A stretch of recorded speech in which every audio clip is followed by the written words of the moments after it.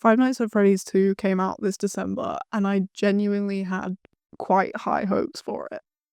And I need to preface this properly, otherwise people are gonna assume that I'm just hating for the sake of being a hater. I love this franchise, like, love it.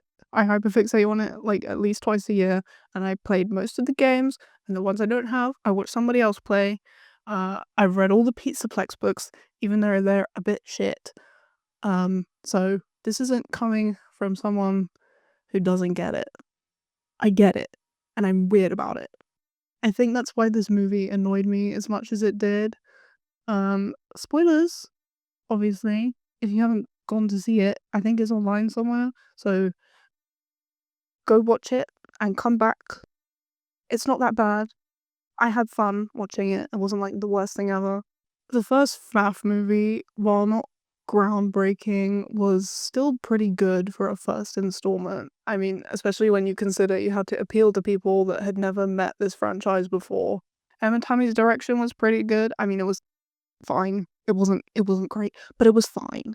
Like, for a first movie, it was totally fine. Josh Hutcherson and Elizabeth Lail were pretty good in other stuff, so there's no reason why they wouldn't work in this. It was scary enough, and it was engaging enough, and the characters were mostly likable. But it had issues, but like, that's kind of the point of the second movie, is to like take feedback and improve. You'll fix the pacing and the tone and the character writing. I mean, that's literally the job of the second movie, Scott. That's the job, to fix your mistakes. So why does FNAF 2 feel like a step backwards? I'll assume you've watched it at this point, so spoilers from here on out. The opening half an hour of this movie is completely forgettable for me. It's not like aggressively bad. It feels completely out of genre. And it's not like offensively incompetent. It's just like there. It exists. It does the bare minimum to show that the characters have settled after the events of the first movie, and then it moves on, which I think is wild considering this is supposed to be an escalation. I understand that middle movies kind of like dip is a sort of just like a period of nothing that kind of happens in middle movies. It's usually to sell the third movie. So that doesn't have a massive impact on my rating. The date scene between Mike and Vanessa is like so weird. I don't know what possessed them to include this. And I don't mean in like a they're so cute and they're on their first date together. It feels like they've never met before and they don't have any like where's all the chemistry gone? They had loads in the last movie. It doesn't advance the plot in any way, and it doesn't add to their characters. Like, they start off in the same emotional state that they did at the start of the scene and at the end of the movie. Like, there's no, you could cut that out entirely and nothing of value would be lost at all. And it's only like an hour 45, so I don't know why they added in such unnecessary shit. It's kind of the theme of this whole film, is a lot of scenes just exist to exist because they wanted to add a bunch of fan service, which, I mean, I don't see a huge problem with, but it gets to a point, like, you can tell that they added a lot of fan service and then nothing of value for the rest of it. One thing I remember them, like, distinctly promising before the release is that this movie would be scarier than the last. It would be less PG and more intense, and I remember that being part of the marketing. And instead we got a movie that like constantly pretends it's about to do something super scary and then immediately chickens out of doing that. There are multiple instances where we keep building up to these moments where someone is about to die or someone is about to be chased or something genuinely disturbing could happen, and then they cut away. Every single time. I think the worst example is Newman. I can't remember his character's name, which is probably says something, but he's a dude from Seinfeld. He gets his head crushed in by Chica.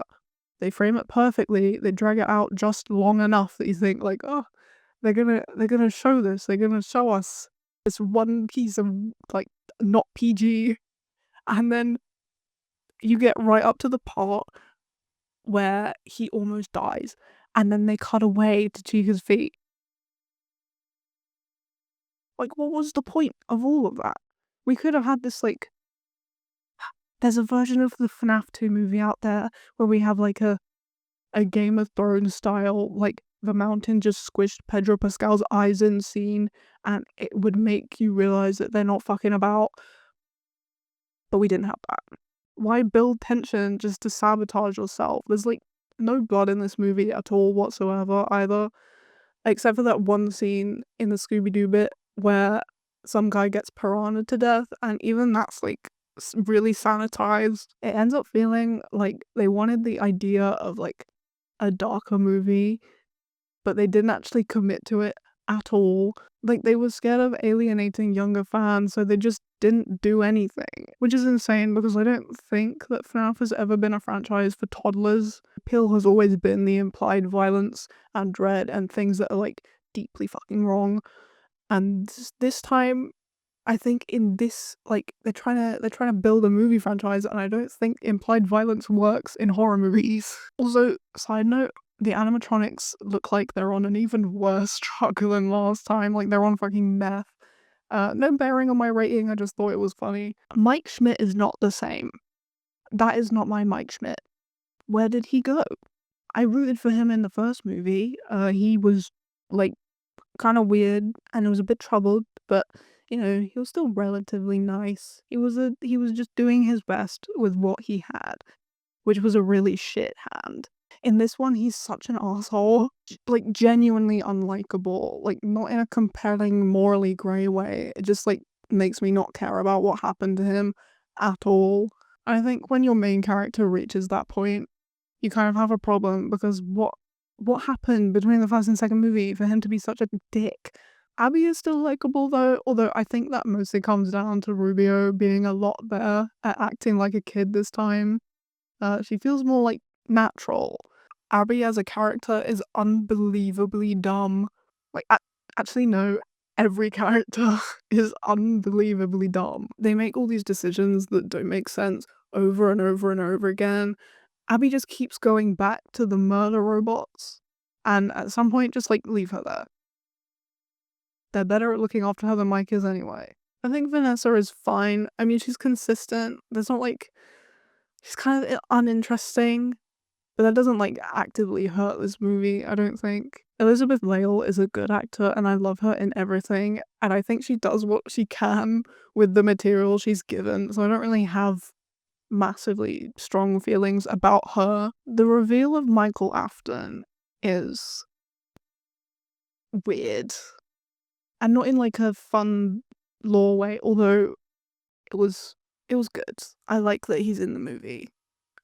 Don't like so much his complete lack of character, but I like that he's in the movie. It's weird in like why did you do it like that way? Also, Vanessa dating someone with the same name as her brother is weird. Like, there should have been, that's a red flag. Why are you doing that? That's weird. I don't think they make him, he would be better in a different movie. He's not like FNAF horror movie creepy. He's like the Watcher horror movie creepy, and I don't think that works in this movie like at all. It's unsettling, but like not in the right way. And despite how much screen time he gets, he's still underdeveloped. And it's painfully obvious that he exists purely to set up the third movie, so every scene that he's in feels hollow. The final act of this movie is genuinely one of the worst twist endings I think I've ever seen. It's not even like it's so bad it's good. It's just baffling. Scott Cawthon must have written this drunk and then like skimmed over it sober, because I cannot understand how this made it all the way to the big screen. Like, it absolutely blows my mind. The big climax of the movie, like the very end, is that the old new animatronics come to save Abby from the new old animatronics in this like big Avengers Endgame save the day sequence. I shouldn't be surprised at this point they did it in the first movie too, but I guess it kind of made sense there. Like, you needed something to finish that movie, but this is just like, what happened? Again, what happened? It sounds so dumb because it is so dumb. It completely destroys any sense of threat the movie had been trying and failing to build. The animatronics are not scary anymore. They're not. They're just like characters picking sides. This is not Civil War. Like, it made me laugh.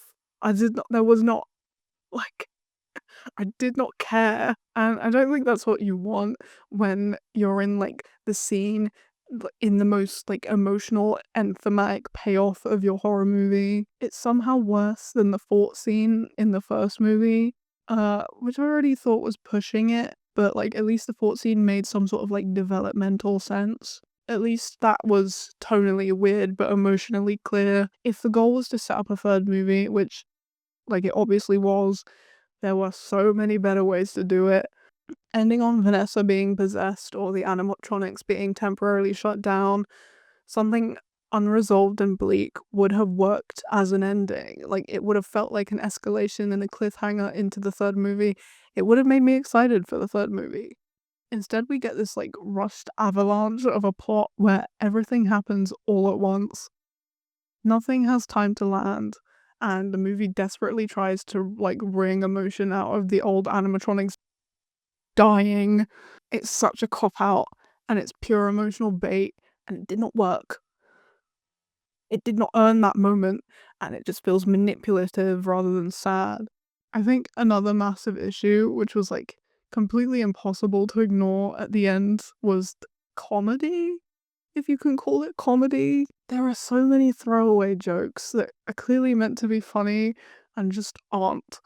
They keep pulling me out of the movie, like, every time. Every time there's, like, a hint of tension, like, something's building up, especially in the end where Mike comes back into the house.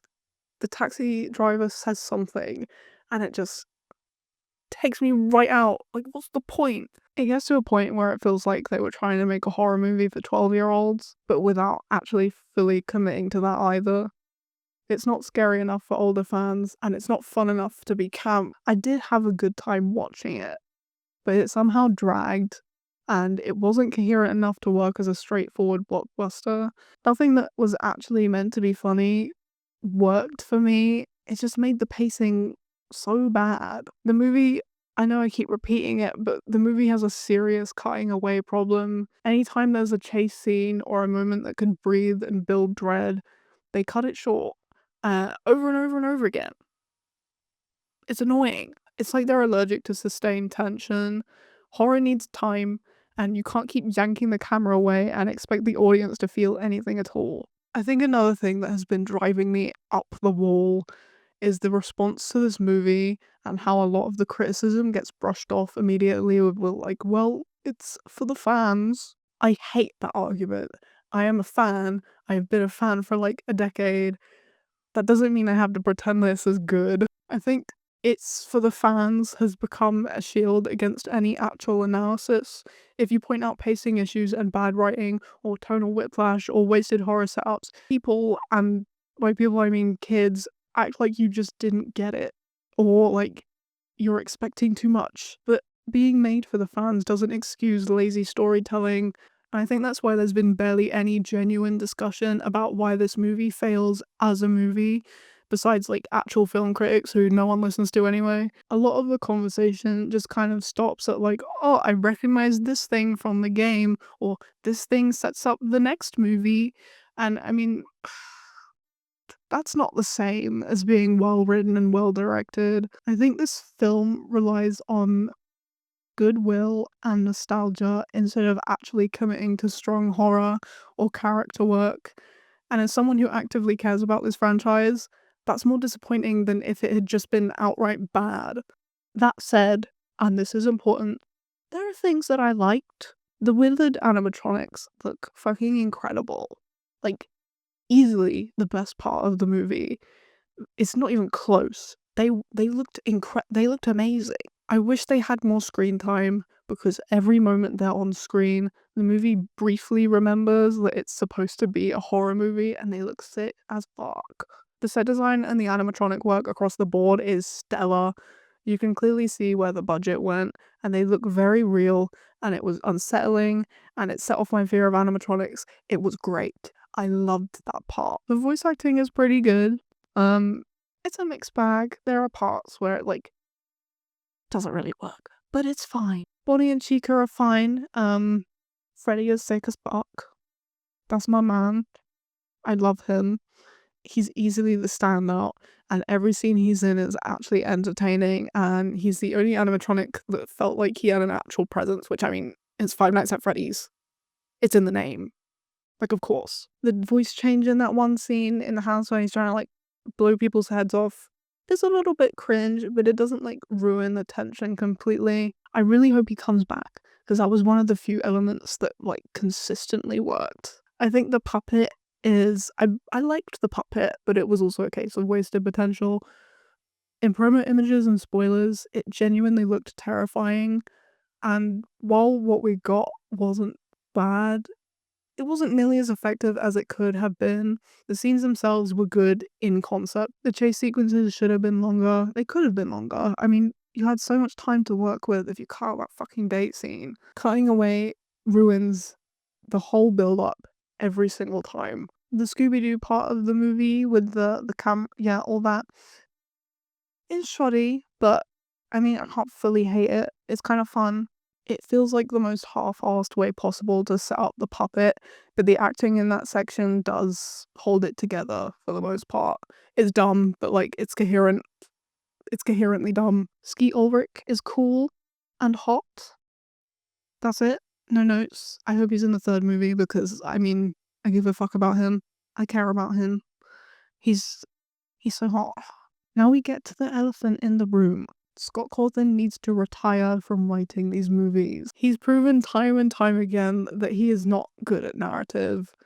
He's good at lore, he's good at vibes, occasionally, actual storytelling and character arcs and pacing and tone. No, it's not working. And it hasn't been working for a very long time. At the very least, he needs a co-writer, I think. Someone who knows enough about the franchise, but like also has done other horror writing. Someone at the very least who knows how to put a 3-act story together. I don't like hate the guy, but I do think a lot of his lore over the years has just been him piecing together what other people, MatPat, have come up with. And he adds something in to talk about every now and then so people don't get bored. Like the box, for example. I don't think there was ever anything in that box. I think he put it in the game so there was something extra to talk about. And whatever it is, it's such a non-issue, and I wish he'd just be honest about it, because there's never been anything in that box. That's my theory. That's just a theory, but I don't think there's ever been anything in the box. What makes this whole thing worse is that I had so much faith in this movie before it came out. Everyone involved had shown that they were capable in their respective roles. They had more money, and they had more time, and they had feedback from the first movie, and all of that should have led to improvement. That's the natural progression of a franchise. You get better. Instead, it feels like a gigantic step back. So no, I'm not going to believe them the next time they say that the next one will be even more horrifying. They said it this time, and it wasn't. If anything, it was safer and messier and more confused with itself, and it doesn't trust its audience. It doesn't trust its own horror, and it doesn't commit to any one tone long enough to make it work. I wanted it to be better because it had the means to be better, and it just wasn't. That being said, it's a FNAF movie, so 5 stars. Bye bye.